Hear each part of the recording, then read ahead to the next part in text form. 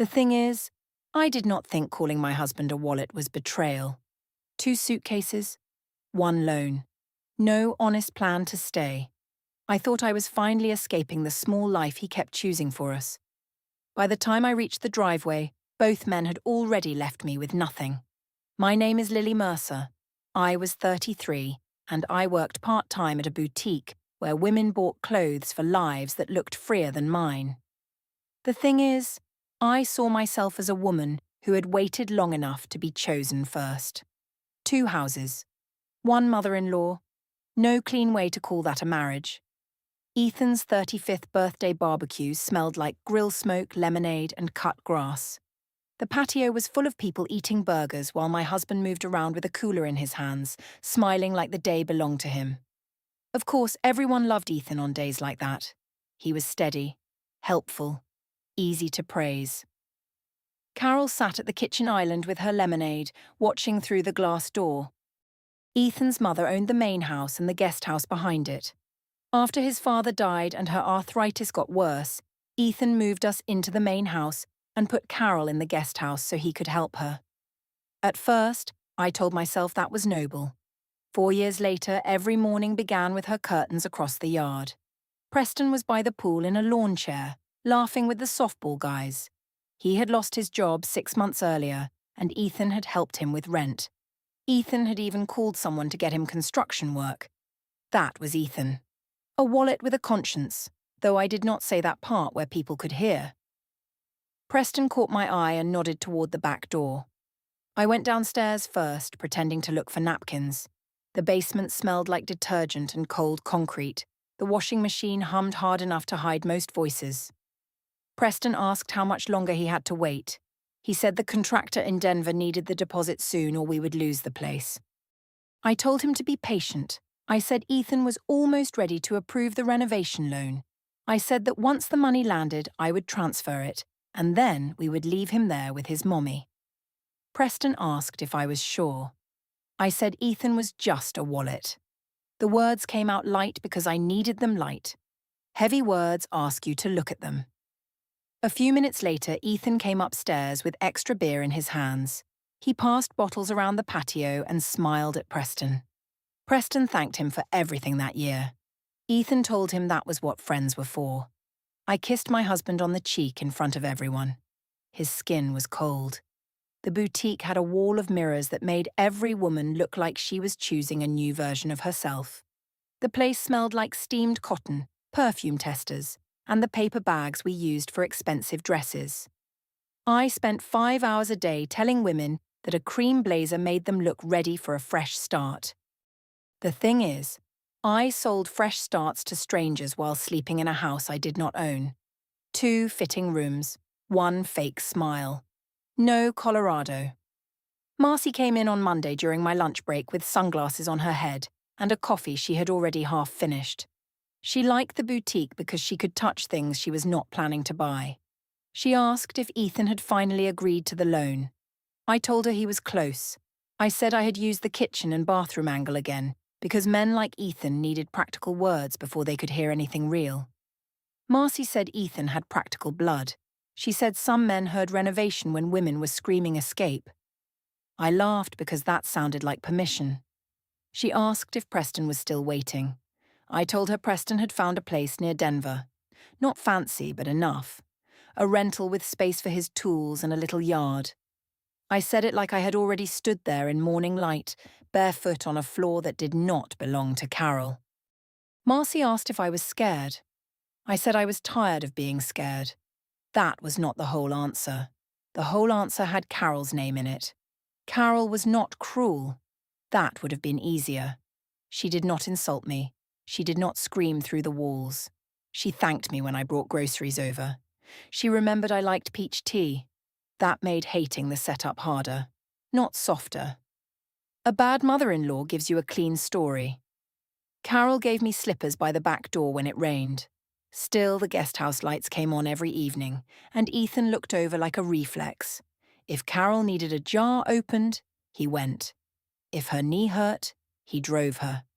If she called during dinner, he answered before the second ring. I became the woman waiting at the table while his mother's needs arrived first. Ethan called that family. I called it a life sentence when nobody was listening. That Tuesday night, Ethan found me in the kitchen with the renovation estimates open on my laptop.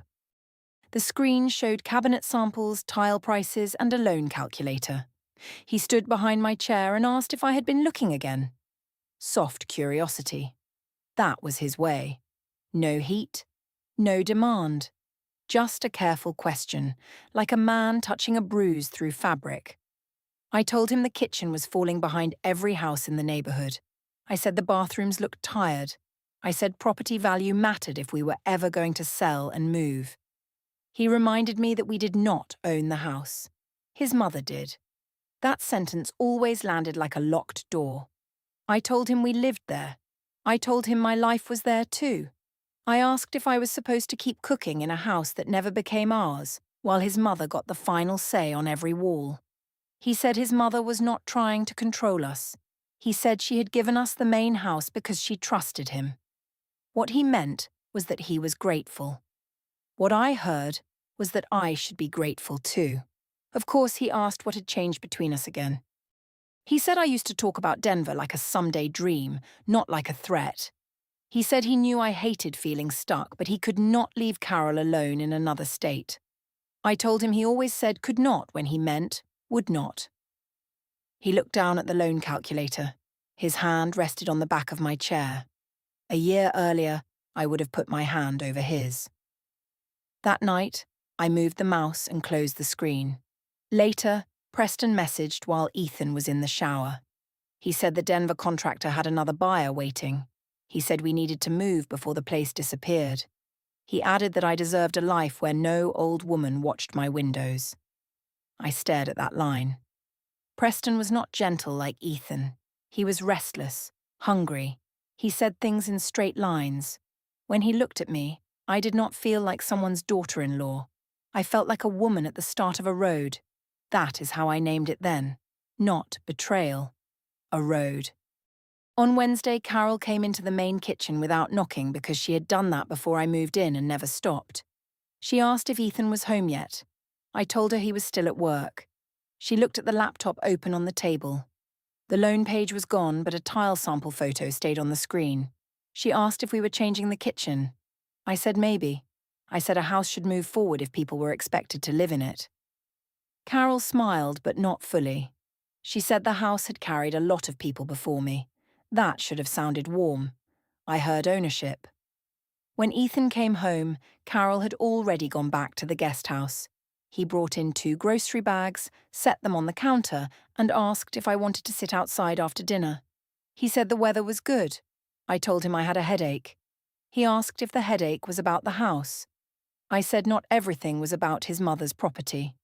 He did not answer for a moment. Then he put the peaches Carol liked into a bowl and said he would check on her after dinner. That was when the plan stopped feeling like a fantasy. It became a schedule. By Friday, I had the loan page bookmarked, the renovation speech ready, and Preston waiting for the deposit. Marcy texted that a woman could not be blamed for finding a door after being kept in a hallway. I read that twice before deleting it. Not because it was wrong, because if Ethan saw it, he might finally understand the kind of wife he had already made. Tuesday morning began with sunlight on the kitchen floor and Ethan standing at the counter with his coffee. He wore the blue shirt he used for office days, sleeves folded neatly, hair still damp from the shower. The house smelled like toast and the lavender cleaner Carol liked because Ethan bought it in bulk. The thing is, useful men are dangerous in a quiet way. They make their usefulness look like love until you cannot tell whether you are wanted or managed. 2 keys. 1 SUV. No reason to feel guilty about asking for a favor. I walked in wearing yoga clothes because that was part of the role. Tired wife. Busy morning. Too drained to handle another little task. I tossed Ethan my keys and told him my SUV was almost out of gas and dirty inside. I asked if he could run it through the wash before work. He said sure. No problem. No problem. Those words had been the floor under our marriage for years. Ethan said them when I forgot bills, when Carol needed medicine, when Preston needed rent, when I wanted to avoid another hard conversation. Preston used to laugh about that. He said Ethan was the kind of man who could be robbed politely if you put the request in calendar form. I told Preston not to be cruel. Of course, I still smiled. Ethan picked up my keys. Before he left, he asked if I needed anything from the pharmacy too. I said no. I said he did enough. He looked at me for 1 second. Not suspicious. Just quiet in that way he had been since the barbecue. I thought maybe the birthday had tired him out. Later, I learned he had already heard me in the basement. At the time, I saw only what I wanted to see. A husband taking my keys, a car being washed, another piece moving where I placed it. At the boutique, I helped a woman choose a wool coat for a move to Seattle. She said she wanted something that looked like a new chapter. I told her the camel one gave her shape without trying too hard. She bought it. After she left, I stood near the mirrors and checked my phone. No message from Ethan. No message from Preston either. The silence from both men should have made me careful. Instead, I read it as proof that everything was moving without friction. Preston finally called during my break. I stepped into the stockroom, between boxes of scarves and a rack of clearance dresses. He said the contractor had called again. He said Friday was the real deadline. He needed the deposit before someone else grabbed the Denver place. I told him Ethan was close. Preston asked if close meant money. I told him close meant I knew how to make Ethan say yes. That answer pleased him. I could hear it. He said this was why he needed me with him, because I did not wait for life to hand me things. The thing is, Preston always knew which sentence to give me. He made impatience sound like courage. When Ethan came home that afternoon, the SUV was clean. He had filled the tank. He placed my keys in the blue bowl by the door and said the car looked good. I asked if there had been any problem. He said no. Then he sat on the coffee table in front of me while I was on the couch with my tablet. That was not like him. Ethan did not usually sit in front of people. He sat beside them. Beside was his whole language. He told me he had been thinking about the kitchen. He said I was right. He said I should apply for the loan. The tablet almost slid from my lap. I asked if he meant it. He said yes. He said to put the $40,000 in my name, like I had suggested. He said we would cover the payments from the joint account with his paycheck. The words were exactly what I had wanted. Too exact, maybe. For 1 second, a small door opened in me. He had washed the SUV. He had filled the tank. Now he was sitting calmly in front of me, offering the loan after weeks of delay. His face did not have the soft guilt I expected. It had something cleaner, flatter, like he had already stepped back from the table and was watching me reach. His calm did not feel obedient. It felt far away.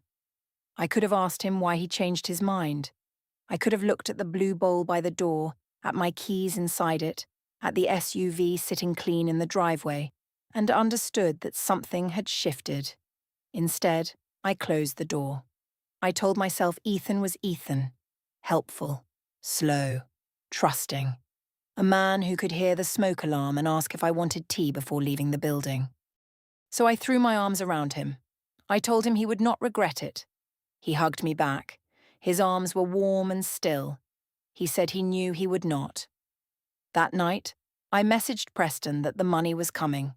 He replied with a row of flame emojis and asked when the funds would land. Then he told me to make sure Ethan did not see the transfer until it was too late. I wrote that Ethan would not be checking. The next day, at lunch, Marcy asked if I had done it.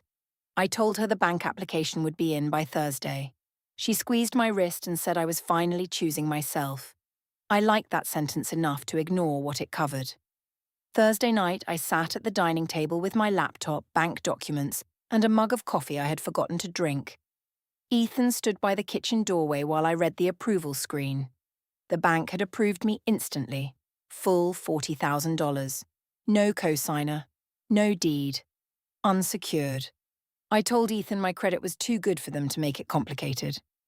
I said the funds would hit the joint account Monday. He asked if they needed anything from his mother because the property was in her name. I laughed. I said, "Of course not. I said my name was the only name on the loan." He nodded and turned toward the sink. I called after him that the payments would pull automatically from the joint account. He said that sounded simple. Simple. That was the word he used while I sat there glowing over money I had already spent in my head. Friday morning, Ethan left for work with his briefcase and kissed my forehead before he went. The house smelled like coffee, toast, and the rain that had started overnight. I stood at the window and watched him back out of the driveway, then turned toward town. The thing is, I thought the hard part was over. 2 signatures. 1 approval screen. No husband asking the right question. What I did not know then was that Ethan did not go straight to his desk. He went to HR.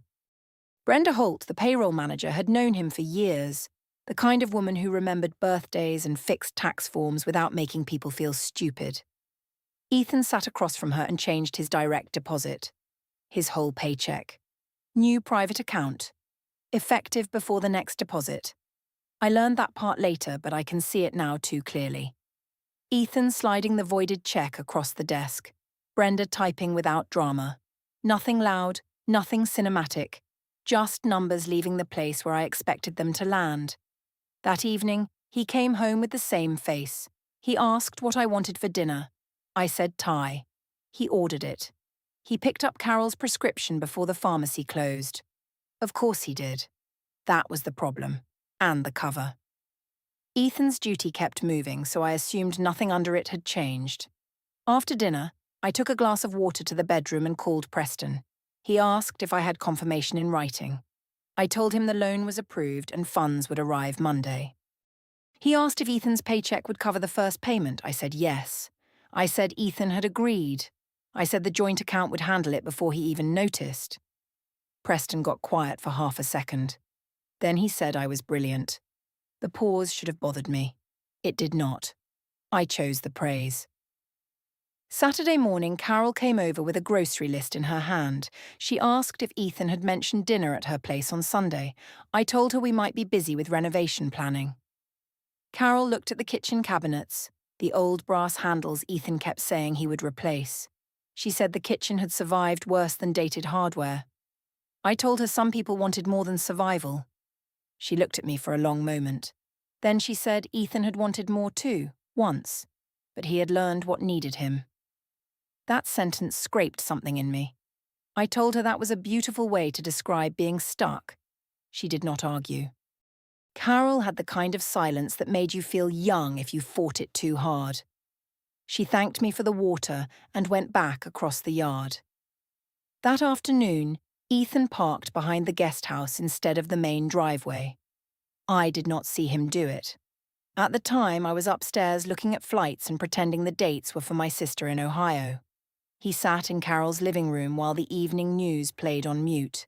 He told her I was leaving him. He told her about Preston, the loan, and the wire that had not happened yet. He told her I planned to use his paycheck to carry the debt. Carol did not cry. Ethan said later that she only set the remote down and asked what he needed from her. There was a paper. He had brought it prepared. Not something he showed me. Not yet. Carol signed it after reading every line. That was Ethan becoming methodical. In the main house, I was building a new life out of open browser tabs. Flights, movers, Denver weather, cheap furniture, rental deposit. Clothes I did not need but wanted because a woman starting over should not arrive with old sweaters. Preston called again Sunday night. His voice sounded tighter. He said the contractor was getting impatient. He asked if I could wire the full amount as soon as the money landed. He said he had already told people we were coming. We. That word carried me for hours. Ethan came into the bedroom while I was folding laundry. He asked if I had been happy at all in the house. That was not an argument. It was worse. It was a real question. I told him the house was never ours, and he knew that. I said I had spent years living beside his mother's needs, like a guest who paid with her youth. He sat on the edge of the bed. He said he knew he had asked a lot of me. He said he should have made clearer plans for us instead of asking me to trust someday. There it was, the one true thing.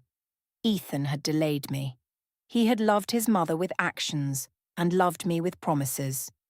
He had expected me to be patient in a house where patience had no end date. For a few seconds, that truth almost softened the room. Then he said he wanted us to talk about what moving might look like in a way that kept Carol safe too. Too. That word closed everything. I told him that was always the shape of it. Me, then Carol too. Colorado, but Carol too. Marriage, but his mother too. He looked at the laundry in my hands. He said he was trying. What he meant was that he still wanted a bridge. What I heard was that he still wanted me to wait in the middle of it. I said trying was not the same as choosing. He went quiet after that, and I used the quiet as proof. Monday morning, the joint account jumped from just over $3,000 to more than $43,000. I was standing in the boutique stockroom when I saw it.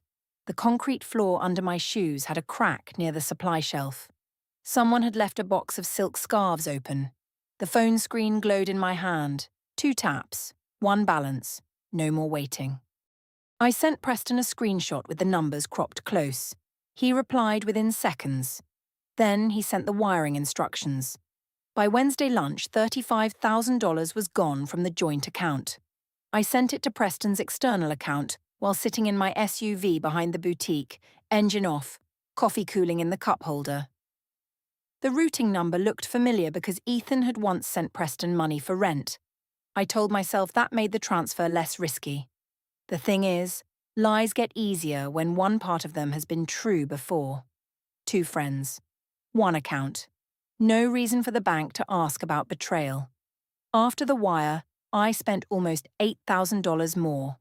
Flights, movers, travel bags, jackets for Colorado weather, a coffee maker for the rental, sheets because I wanted the first bed there to feel untouched by Ethan's house. Amazon boxes started arriving at the porch by Thursday afternoon. Ethan asked about them that night while standing in the hallway. His tie was loose and his sleeves were rolled up. 1 box had split slightly at the side, showing blue fabric. I told him they were tile samples and cabinet hardware. Then I added that my sister in Ohio had called. I said she was having trouble with her husband and needed help packing. The sister story had pieces of reality in it. My sister did live in Ohio. Her marriage was not perfect. She did not need me. But a lie with real furniture inside feels safer when you are carrying it through a house. Ethan asked when I was flying. I said Friday afternoon. I told him movers were coming at 4 to collect some old furniture from the garage and take it to her. He nodded. No questions about why movers from our city would take furniture to Ohio. No questions about why my new clothes were packed with travel tags still attached. No questions about why I kept my phone face down. That should have frightened me. Instead, I decided Ethan had surrendered to being Ethan. Marcy called that night. She asked if I had the money. I told her yes. She asked if Preston had booked the place. I said yes because saying maybe would have made the room tilt. Marcy went quiet. She had been loud during the fantasy. She had talked about doors and freedom and men who chose mothers over wives. Now that the suitcases were by my closet, her voice got smaller. She asked if Preston had put anything in writing. I told her not to sound like Ethan. That ended the softness between us. She said she only wanted me safe. I said safety was the word people used when they wanted women to stay in houses that were not theirs. After we hung up, she sent 1 message saying to call when I landed. I did not answer. Friday morning, Ethan drank coffee in his suit while I moved around the hall pretending not to look at the 2 suitcases by the front door. The air smelled like toast and the peach lotion Carol had given me last Christmas. I had packed the lotion too, then unpacked it. I did not want her scent in Denver. Ethan kissed my cheek. He told me to have a safe flight.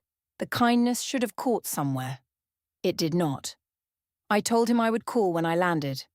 Of course, I had no plan to call from Ohio. By the time he came home from work, movers would have taken my things, Preston would have the deposit ready, and I would be on my way to a life where nobody called me ungrateful for wanting air. He drove away at 8. At 3:45, I stood on the porch with my phone in one hand and the mover confirmation in the other. The white moving truck pulled up at 4. Two men in work shirts stepped out, already looking annoyed by the heat. One of them asked if I was paying before loading. I handed over my card. Declined. I tried another. Declined. The first man said maybe it was a bank hold. His voice had the tired patience of someone who had seen too many people pretend money existed. I opened the banking app. The joint account was not at $8,000, or $3,000, or even $500. It was negative. The first loan payment had tried to pull and bounced. Fees had started stacking in red. 2 suitcases, 1 moving truck, no money. I called Ethan. He did not answer. I called Preston. He did not answer either. The movers stood on the lawn and waited with their arms folded. One looked at the suitcases, the other looked at me. Then Ethan's car turned into the driveway. He pulled in slowly like he had all afternoon. He stepped out with his briefcase in one hand. He did not look at the movers first. He looked at the suitcases. I asked him what was wrong with the bank. I told him his paycheck had not landed. I said he needed to call them because the movers needed payment. He said he was not calling the bank. His voice was even, not cold. Even was worse. He said the bank had not made a mistake. He said his paycheck was in a new private account because he had changed the direct deposit on Tuesday. He said he was not putting $1 toward a loan I had taken out to fund a new life with Preston in Denver. The driveway got too bright. Not dramatic. Not spinning. Just bright. Like the sun had moved closer to the concrete. I told him I could explain. I said Preston was helping me. I said it was not what he thought. Ethan said he heard me in the basement. He said he heard the words, just a wallet. He said he heard the part about leaving him with his mommy. He said he knew about the $35,000 wire because the account showed the same routing digits he had used when he helped Preston with rent. The movers looked at each other. That was the first public witness. Not friends. Not family. 2 strangers in work shirts listening to the cleanest version of my life come apart on concrete. I told Ethan he had chosen his mother every day of our marriage. I said he kept me on property that was never mine and expected me to shrink around Carol's needs. I said he had no right to act betrayed after years of making me wait. That was true. The truth came out sharp because it had been waiting. Ethan did not refute it. He said I should have left without stealing from the marriage. Then he opened his briefcase. Ethan pulled out a folded document and held it toward me. The paper looked ordinary. White pages, black print. Carol's careful signature at the bottom. He said it was a 30-day notice to quit. He said his mother owned the main house and the guest house, and I was being given formal notice to leave the property. The next step, if I refused, would be a tenancy hearing after the notice period. The taller mover asked if they were still loading anything. His voice was not mean, just practical. Ethan looked at him and said no payment had been made from a valid account, so that was between the moving company and me. I tried to make my voice steady. I told Ethan we were married. I said half the debt was his. I said he could not keep the house and leave me with the loan. He said the debt was in my name. He said the wire to Preston, the flights, the movers, and the bank records would be treated as dissipation of marital assets. He said his attorney believed the full loan would stay with me. That was the first time he used the clean words. Not threat words. Record words. I called Preston in front of him. The number rang once, then a flat message said it was no longer in service. I called again. Same recording. Ethan said he had called Preston that morning and told him I had no access to his paycheck. He said Preston had taken the $35,000 and changed his number before I ever reached Denver. The movers walked back to their truck. The engine started. The truck pulled away with nothing inside. I stood on the driveway with the notice in one hand and my cracked phone in the other. The divorce did not give me the house because the house was Carol's. The loan stayed in my name because the wire showed where the money went. Marcy stopped answering after I sent her the driveway photo. Preston vanished from the Denver rental before I arrived, and someone said he had sold the furniture online. The boutique replaced me after I missed 2 shifts and cried in the stockroom over a declined card. I ended up outside Denver in a weekly room behind a diner where I worked double shifts and paid minimums on a loan for a kitchen I never touched. The thing is, I thought money would make me free. Of course I did. I thought Ethan's quiet made him weak, and Preston's wanting made him real. I called one man a wallet and the other a door. The door disappeared. The wallet closed. The debt stayed. The SUV Bluetooth screen went dark after Preston's number stopped working. I left my husband's driveway with 2 suitcases and a loan that knew my name.